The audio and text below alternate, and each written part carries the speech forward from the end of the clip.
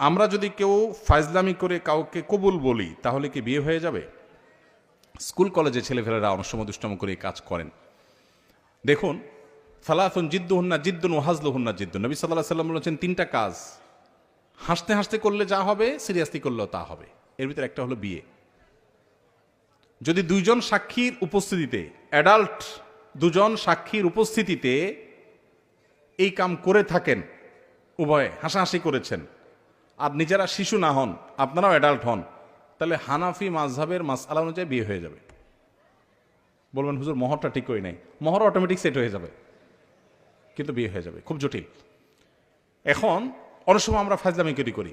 এখন কেউ নাটক সিনেমাতে অভিনয় করার জন্য করছে, সেটাও যদি দুজন সাক্ষীর সামনে করে, ওই ব্যাকল জানে না যদি আবিয়াত্তে হয়ে থাকে বিয়ে হয়ে যাবে, আর যদি বিবাহিত হয় তাহলে তার কোনো উপায় নেই। তো শরীয়তের এই মাসালাগুলো নিয়ে তামাশা করা যাবে না, এগুলো সিরিয়াস ইস্যু।